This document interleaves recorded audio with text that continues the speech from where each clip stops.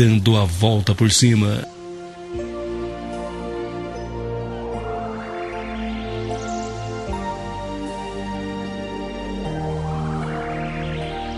Olha, não havia naquele povoado pior emprego do que porteiro da zona.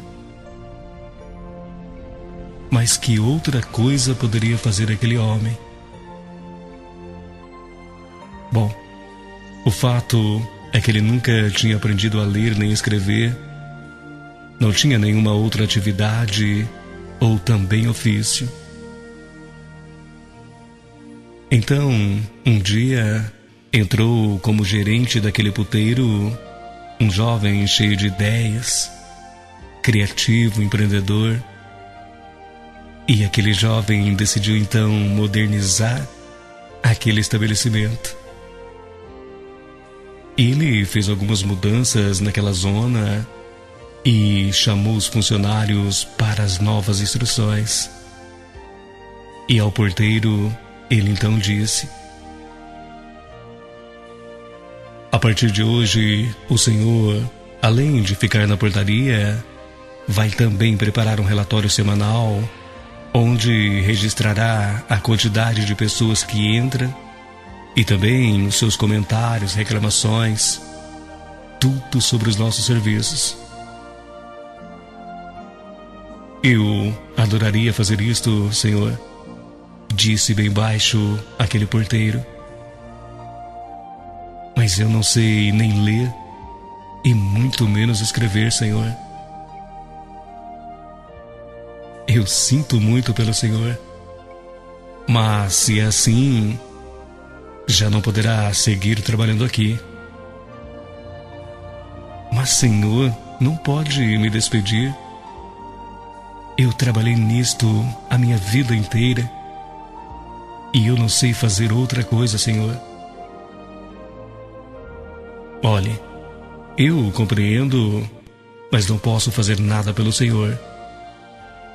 Vamos dar-lhe uma boa indenização e espero muito que o senhor encontre algo para fazer. Eu sinto muito e que tenha boa sorte. Dito isso, aquele novo gerente deu meia volta e foi embora. O porteiro sentiu como se o mundo desmoronasse. O que fazer? O que seria da vida daquele homem?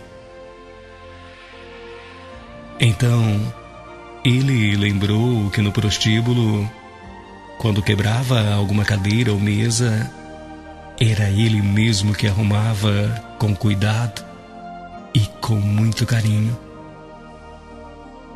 Ele então pensou que esta poderia ser uma boa ocupação até poder conseguir um novo emprego. Mas ele só contava com alguns pregos enferrujados e também um alicate mal conservado. Então, aquele velho porteiro teve uma grande ideia. Usaria o dinheiro da indenização para comprar uma caixa de ferramentas completa. Como o povoado não tinha casa de ferragens, aquele homem deveria viajar 2 dias em uma mula para ir até o povoado mais próximo e realizar a sua compra. E assim ele fez. No seu regresso, um vizinho bateu então à sua porta. Olá, vizinho. Eu venho perguntar se você não tem um martelo para me emprestar. Sim, eu tenho sim. Aliás, acabo de comprá-lo, mas eu preciso dele para trabalhar, já que... Bom, mas eu devolverei amanhã bem cedo. Então, se é assim, está bem. Na manhã seguinte, como havia prometido, aquele vizinho bateu então à sua porta e então disse: Olha, vizinho, eu ainda estou usando o seu martelo, então por que você não vende ele para mim? Não, Eu preciso daquele martelo para trabalhar, e além do mais, a casa de ferragens mais próxima está a 2 dias de viagens de mula. Ora, façamos então um trato, disse aquele vizinho. Eu lhe pagarei os 2 dias de ida e volta, e mais o preço do martelo, já que você está sem trabalho no momento. E aí, o que lhe parece? Realmente isso daria um trabalho para mais 2 dias? E então, aquele homem aceitou. Voltou a montar em sua mula e viajou. No seu regresso, um outro vizinho o esperava na porta da sua casa. Olá, vizinho. Você vendeu um martelo para o nosso amigo? Eu necessito de algumas ferramentas e também estou disposto a lhe pagar 2 dias de viagens e mais um pequeno lucro para que você as compre para mim, pois eu não disponho de tempo para viajar e também para fazer compras. O que lhe parece? Naquele momento, o ex-porteiro abriu então a sua caixa de ferramentas e o vizinho escolheu um alicate, uma chave de fenda, um martelo e também uma talhadeira. Ele pagou tudo e então foi embora. Mas naquele momento, o nosso amigo guardou as palavras que acabara de escutar. Eu não disponho de tempo para viajar e fazer compras. Se isto fosse certo, muita gente também com certeza poderia necessitar que ele viajasse para trazer ferramentas. Então, na viagem seguinte, ele arriscou um pouco mais do seu dinheiro, trazendo mais ferramentas do que as que já havia vendido. Assim, de fato, ele poderia economizar algum tempo em viagens. A notícia sobre aquele viajante começou a se espalhar por todo o povoado. E muitos, querendo economizar a viagem, fazia então encomendas. Com o tempo, aquele homem alugou um galpão para estocar as ferramentas e alguns meses depois comprou uma vitrine e também um balcão e transformou aquele galpão na primeira loja de ferragens daquele povoado. Todos daquele povoado estavam contentes e compravam dele. Ele já nem sequer viajava mais. Os fabricantes agora lhes enviavam os pedidos. Afinal, aquele homem era um bom cliente.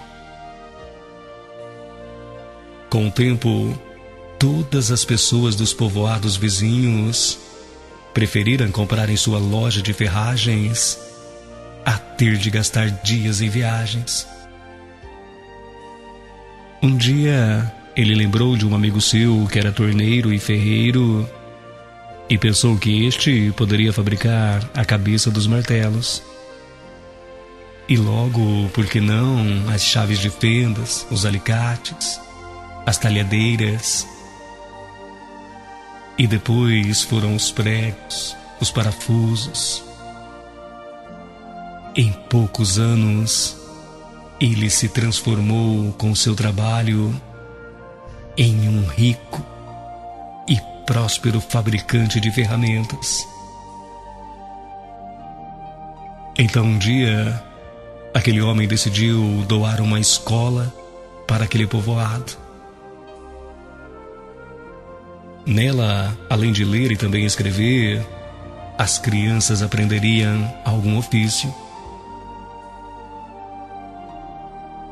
No dia da inauguração daquela escola, o prefeito lhe entregou as chaves da cidade, o abraçou e então disse: é com grande orgulho e também gratidão que lhe pedimos que nos conceda a honra de colocar a sua assinatura na primeira página do livro de atas desta nova escola.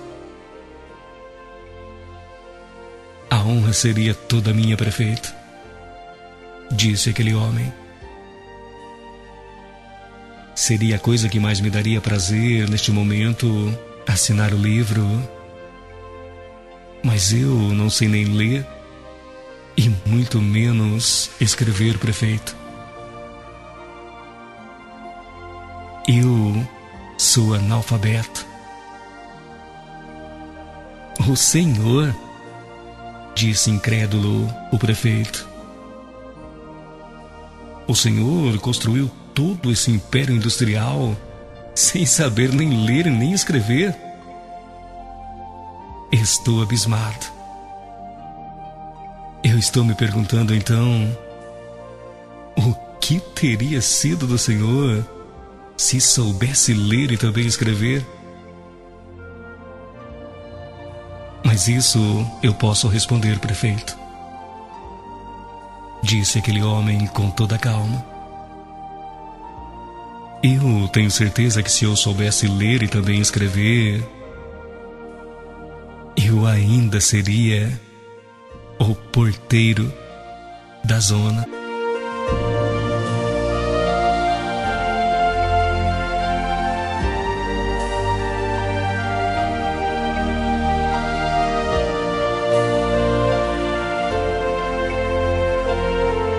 Esta história é verídica e refere-se a um grande industrial chamado Valentim Tramontina, fundador das indústrias Tramontina, que hoje tem 10 fábricas, mais de 5.500 empregados, produz 24 milhões de unidades variadas por mês e exporta com a sua marca própria para mais de 120 países.